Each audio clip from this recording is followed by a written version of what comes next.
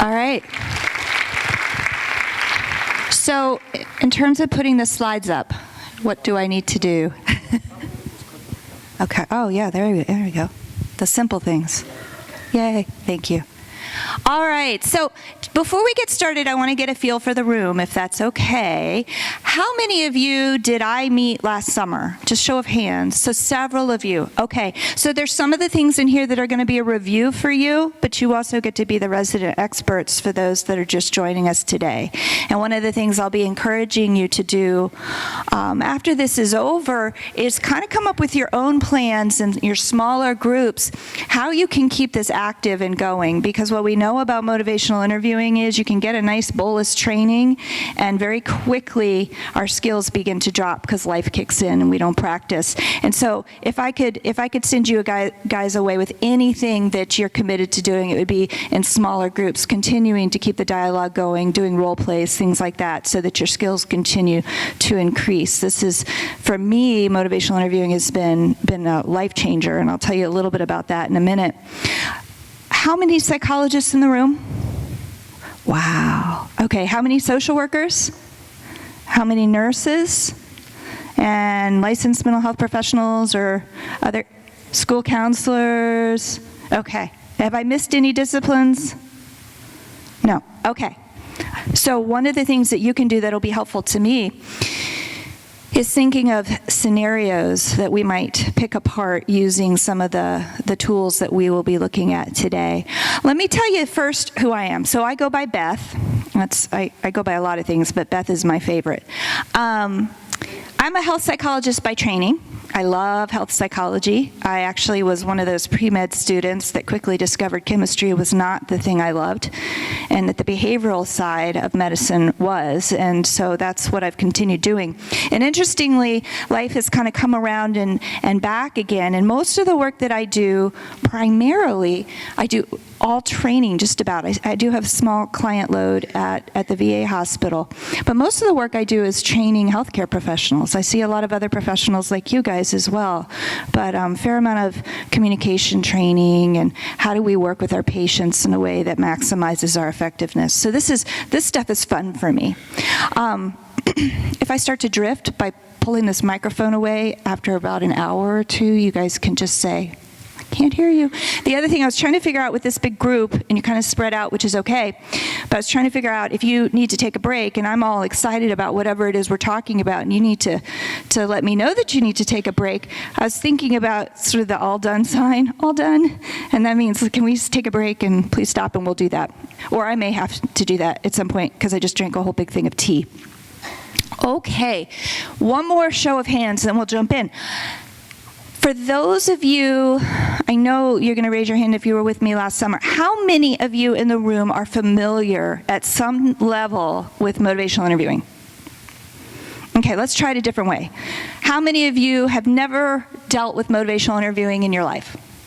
Okay, so we've got a fair mix in here, and it's nice because you're spread out. So you've got neighbors who may have a little bit more experience, and again, you can be supportive to one another. Let me tell you a little bit about how I got involved with motivational interviewing. I did my internship in the 1990s. I'm going to date myself, at the VA hospital in Tampa, and my first rotation, I saw all sorts of different medical patients with different behavioral health issues. Maybe they needed to quit smoking or exercise more, check their blood sugar, or they were depressed and needed to take their medicine, whatever the issue was.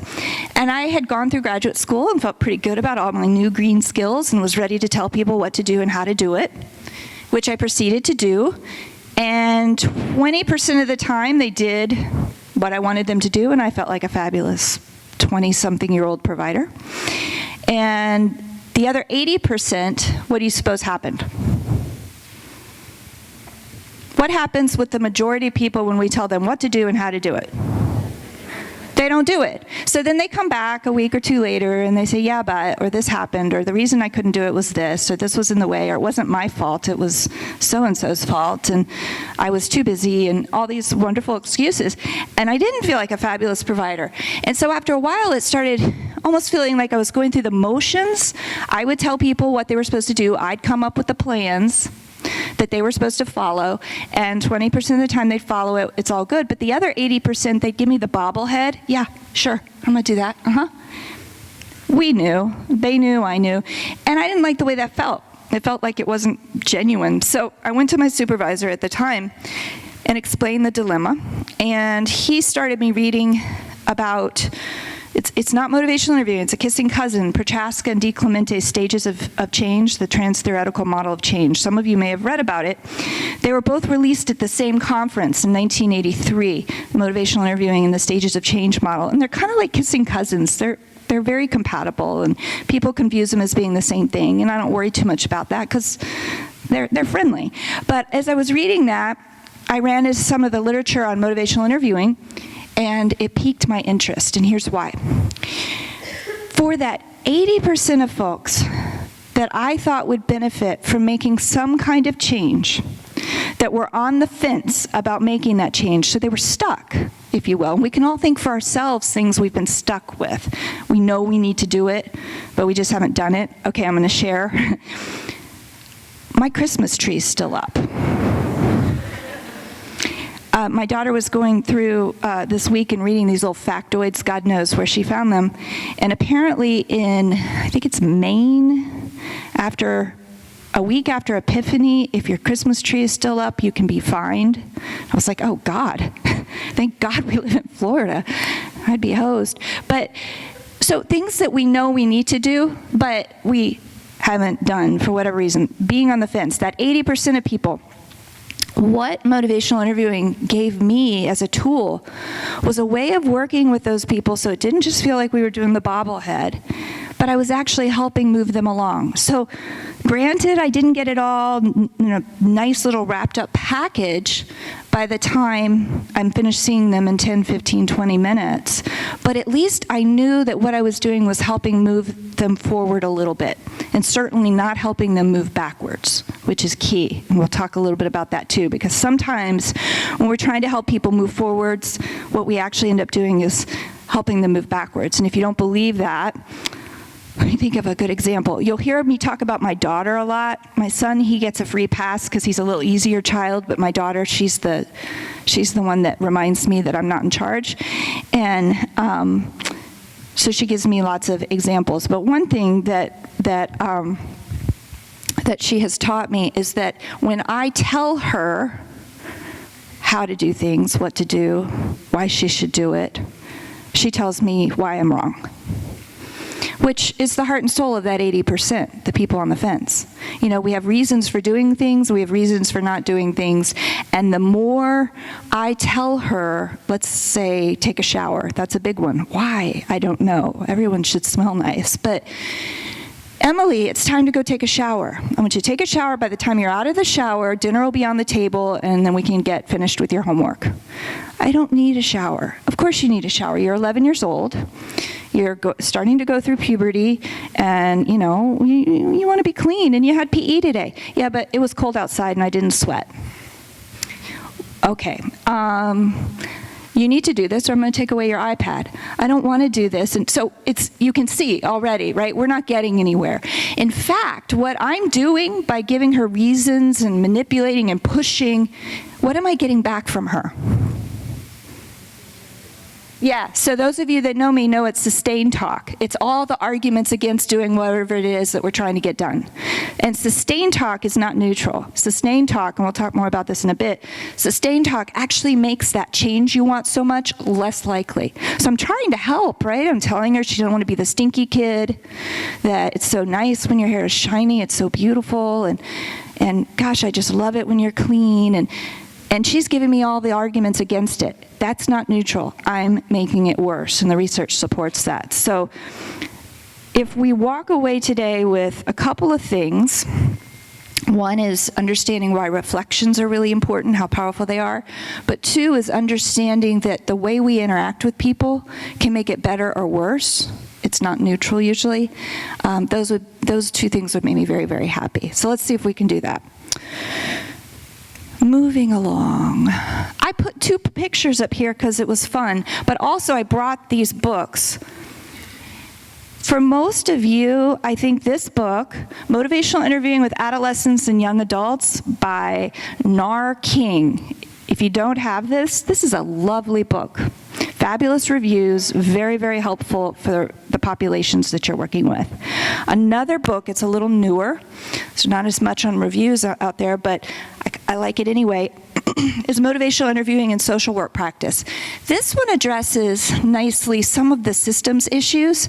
I don't know about you, but in the systems where I work, a lot of times there's a little ambivalence in the system too.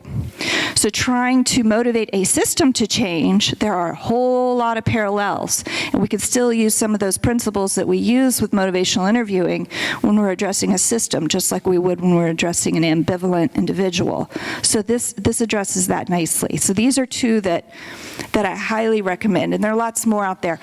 I think the reference list that I gave you has got like 3 or 4 pages worth of stuff. Everything I was finding that might even be remotely relevant between dealing with youth in the school system or their parents or the system and using motivational interviewing, I put on there because I thought it might be useful to look at. But the ones that are highlighted are the ones that I find the most helpful. So I already told you what my 2 gold nuggets are. I want you to be able to reflect more, and I want you to be very, very aware of what kind of talk you're getting back from the clients that you're working with, whether it's change talk or sustain talk, and we'll look at that and why that's so important. All this other stuff's really great too. Okay, let's start with a video. See if I can do this one-handed. Okay, I know you have it all organized nicely. Okay, because it's already pulled up. I think you have to be in the slide. In the slide presentation.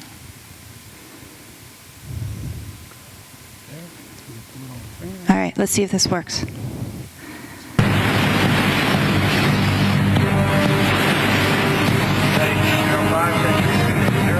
Again, this is the USS Montana requesting that you immediately divert your course 15 degrees to the north to avoid a collision. Over.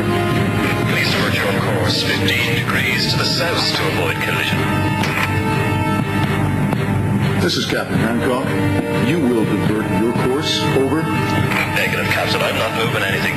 Change your course. Over. So, this is the USS Montana, the second largest vessel in the North Atlantic Fleet. You will change course 15 degrees north, or I will be forced to take measures to ensure the safety of this ship. Over. This is the lighthouse, mate. It's your call. Hello? All right.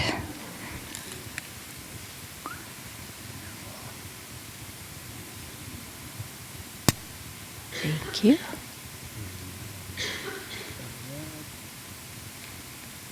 Oops.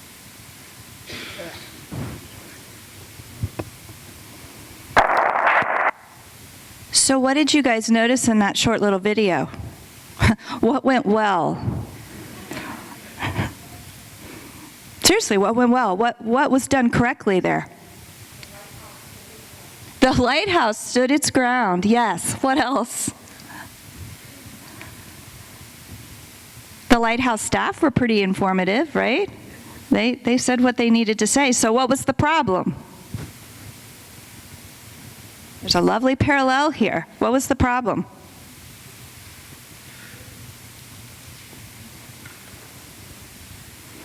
Why did this break down?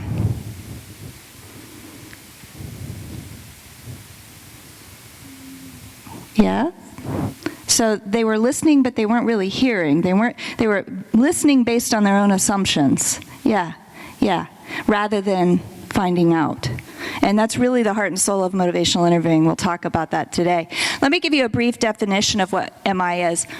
It's essentially, it's a way of being with clients. So whether it's the students you're working with, or their parents, or the teachers that you're sharing plans with, whatever the case may be, or perhaps administrative staff who don't fully understand what it is that you're offering or trying to make happen.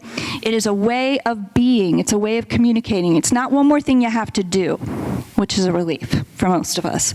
It's just a style. And most of you probably, because of what you do, by the nature of what you do for a living, are already doing a great deal of this. So it's really kind of just tweaking it a bit and tightening it up, knowing why you're doing what you're doing when you communicate. So it's a style of being with or communicating.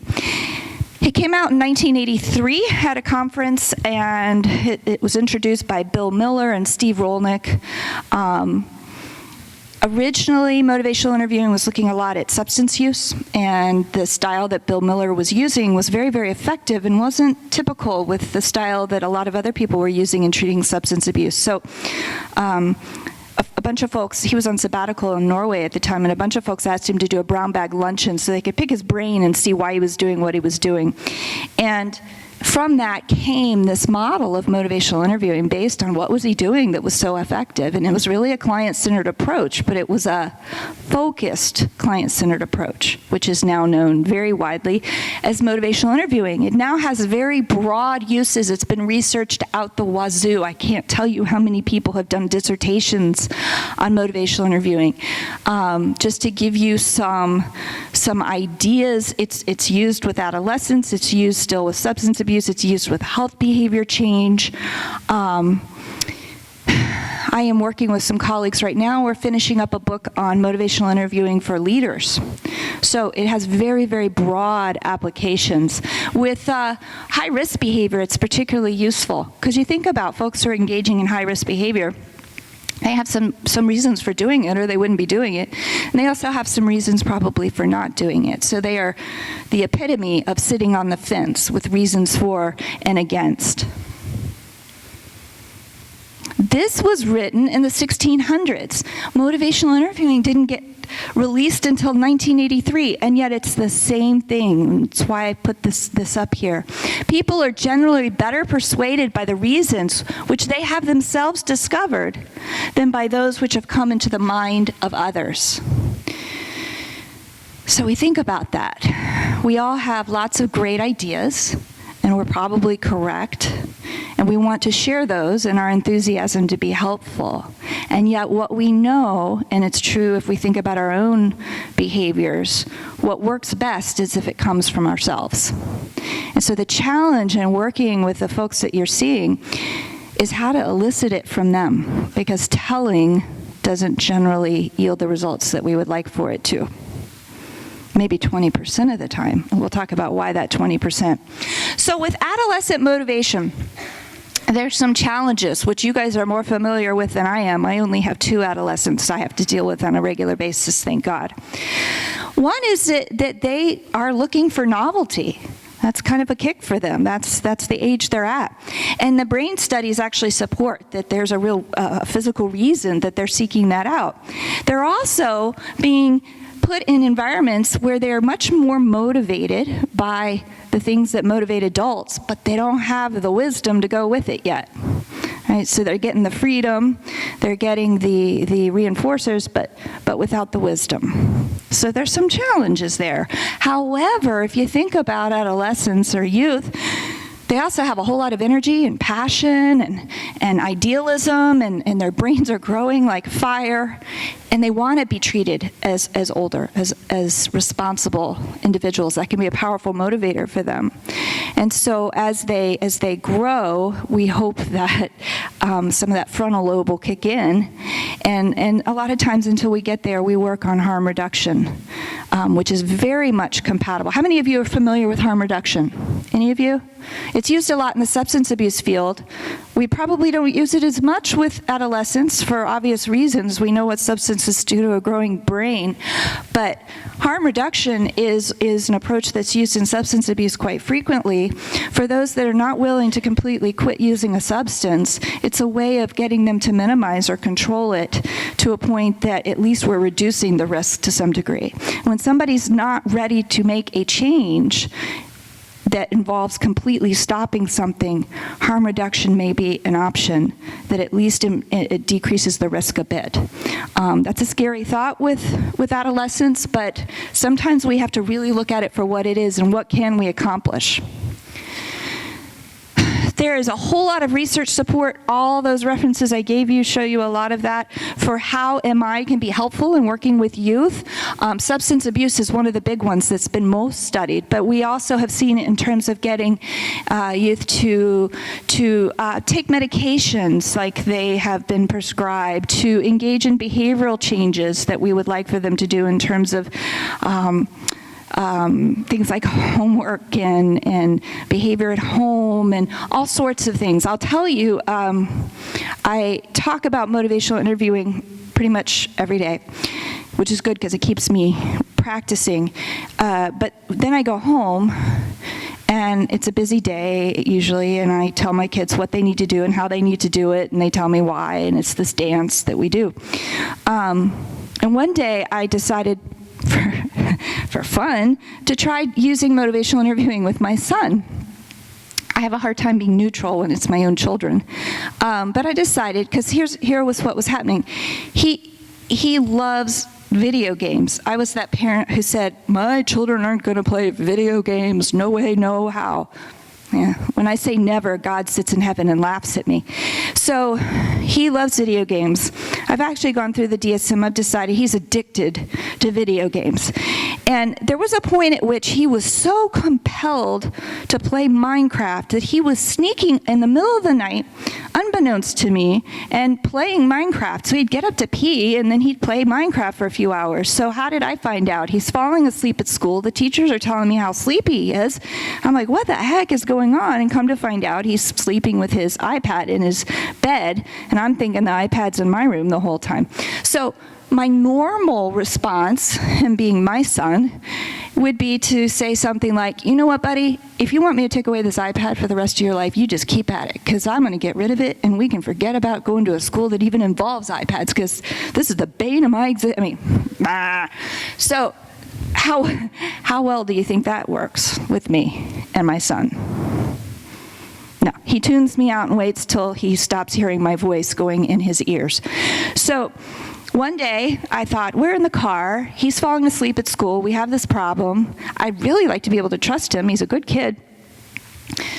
So I decided to use some of the techniques of listening that come with motivational interviewing, things like asking and reflecting and allowing him to own the hot potato and come up with ideas for change. It was the most amazing thing I ever did. I'm not saying he's not doing video games now, but he did take a little more responsibility, and it was all because of the way I interacted with him. So let's practice that. Let's see how it's different. So for right now, I want you, those of you that are great listeners, take that hat off, if you don't mind, for just a minute, and let's not be great listeners. We want to do the opposite of that.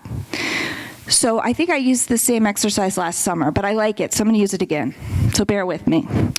I would like for each of you to turn to a partner next to you. And here's your job. One of you is going to be the convincer, and one of you is going to be the convinced. Or at least the convincer is going to hope so.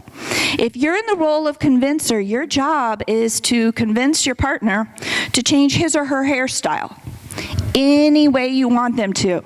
Blue mohawk, by all means, shave the head. If you're working with somebody who doesn't have hair, maybe putting some plugs in, okay? Extensions, whatever you want. It can be as far out and crazy because it doesn't matter what they think. It matters what you think, and you convince them. So you can guilt and shame and offer incentives and tell them all the bad things that are going to happen if they don't do it. But I'm going to give you 2 minutes. It's going to be very fast. I'm going to give you 2 minutes. And I want you to convince your partner to change his or her hairstyle, all right? So let's do it. If you have to shove it down their throat, then by all means do it. And when you go through this exercise, please pay attention on both sides. How does this feel? All right? So 2 minutes.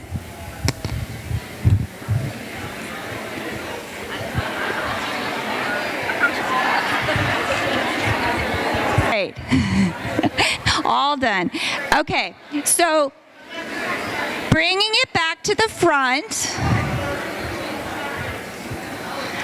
I'm curious, for those of you convincers in the room, how many of you believe in your heart and soul you were successful?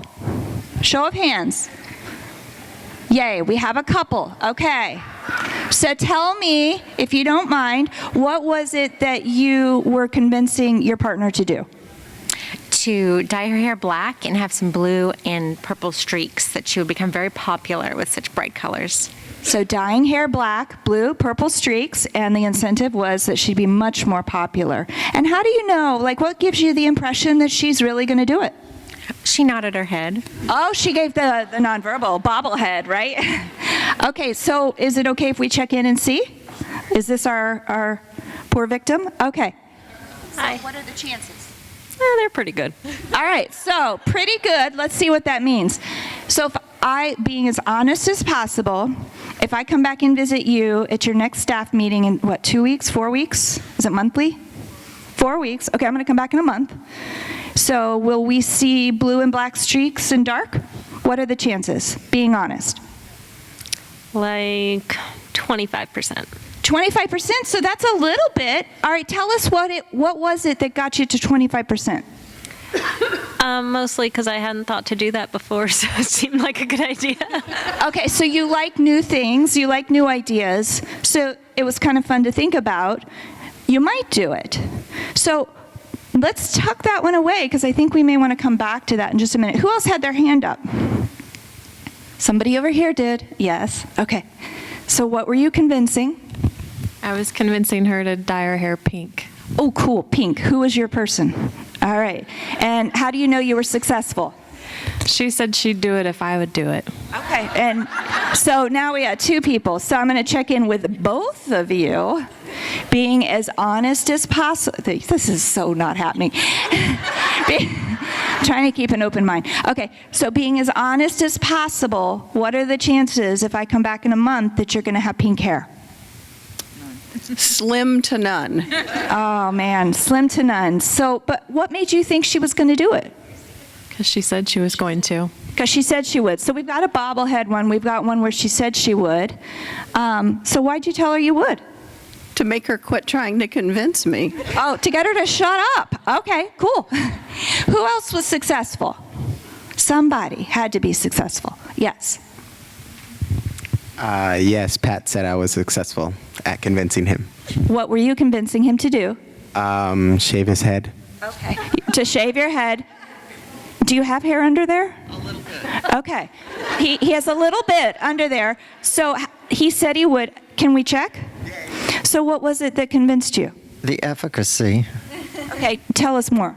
Well, when it's thin and it gets long, it looks really bad, like Einstein, you know? So it'd be efficacy. So it fits with something that would work for you in your life? Yeah. Okay, so if I come back in a month, seriously, will you have shaved it? Probably. Okay. Is this something that you've considered doing before? Never.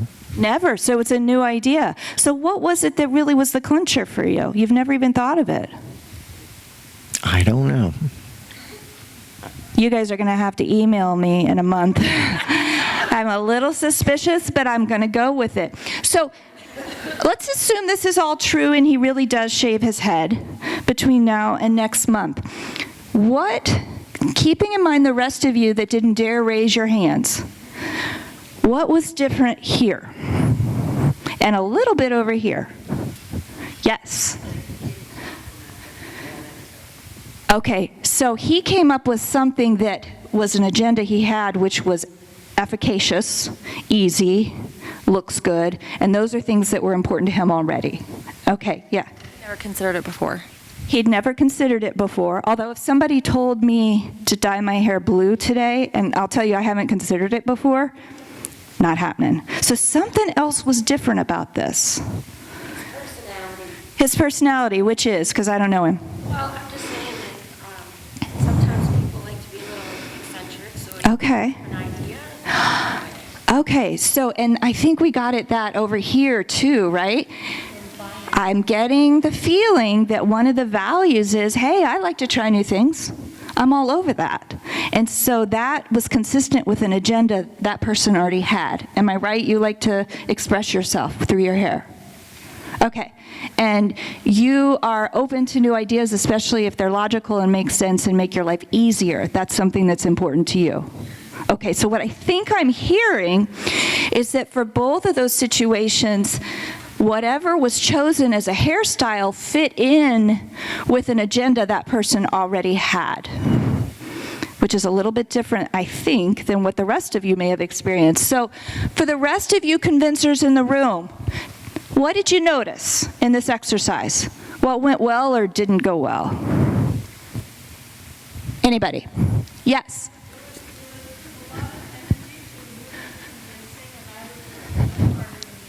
You were the one putting all the energy out there instead of the person who's supposed to be making the changes, and it was exhausting. Yes. Somebody else had their hand up. Yes.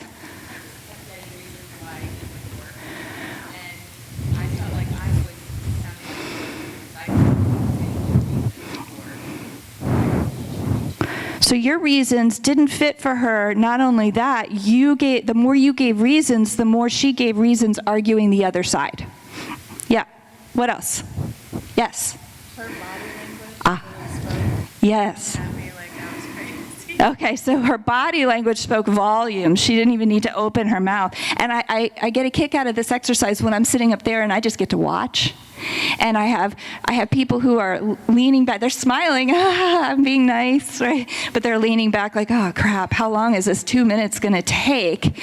And then at the end, I literally did see a couple people looking at me like, time.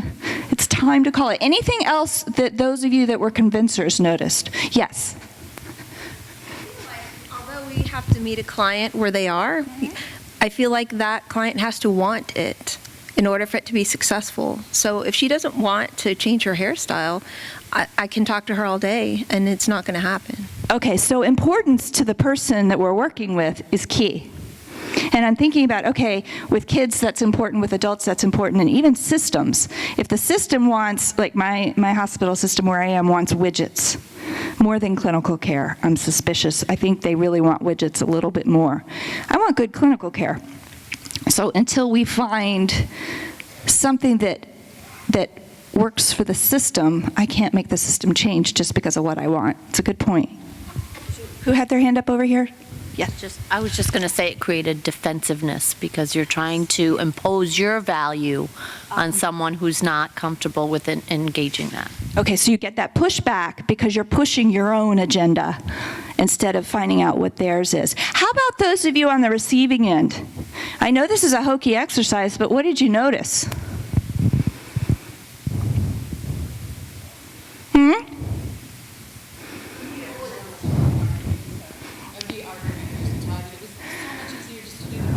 Yeah, the bobble. I'll do it, yeah.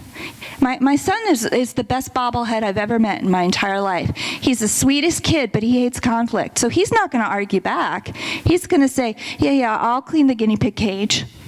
I'm just going to finish this first. Yeah, the bobblehead. Somebody else had? So you're not a bobblehead. Okay, so what did you do instead?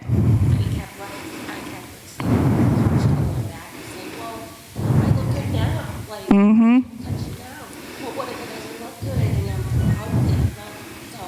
So you push right back. Yeah.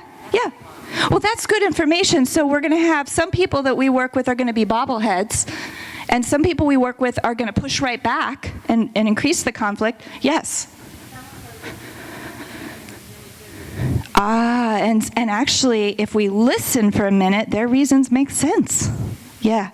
So it would be helpful if we could actually hear those, but I didn't allow that, right? I made you guys shove it down their throat anyway. But if we listen to them, it makes sense. Yes?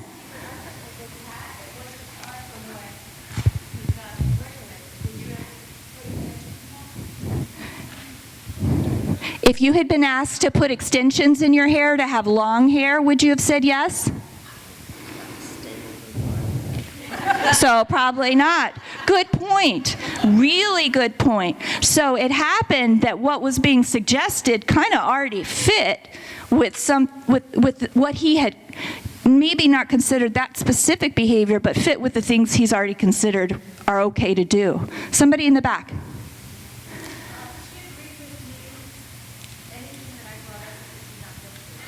Ah, so I wonder if that means she's more likely to do it when she is feeling good. So are you going to do these things, or you just wanted her to shut up? Yeah. Just whatever you say, just leave me alone and let me die in peace. Yeah. Anybody here sitting next to a really good friend? Because sometimes I hear, and I haven't heard this yet, sometimes in the group we'll have somebody that says, no, I do it because it's my friend and I like her and she cares about me, and so yeah, I would do it. And then I say, well, so you think it'll stick? Well, no, probably not. But I do it for a little bit because, you know, if it's important to her, sure. So we might do that too. We might try for a little bit, but it's not ours, so it probably isn't going to stick. So lots of different possible responses when we're telling somebody what to do and how to do it. Let's do this a little bit differently. This may be a little more consistent with your natural style. So this time when we divide into groups, we're going to have a listener and we're going to have a speaker. And the speaker is going to talk about something, hopefully, that's relevant to you, something that they are considering changing, but maybe they're on the fence about. Maybe they have some reasons for changing and some reasons for not changing. So for me, if I had to do this exercise with one of you right now, maybe what I'm considering changing is that I need to not go to Starbucks so much. It costs me lots of money. It makes me gain weight. But, here's my sustained talk, it makes me happy, it tastes good, it's easy. So I'm on the fence, right? So that might be something I talk to my listener about. So thinking for those of you that are going to be in the role of speaker, something that genuinely you have considered changing. Either you should change and you haven't yet, or you've tried but you haven't succeeded. And as the listener, your job is just to be curious. You don't have to fix it. Just be curious, find out about it, ask about it, hear it. And let's see how this exercise compares, how it feels a little different perhaps than the first exercise. Again, I'm just going to give you 2 minutes, okay?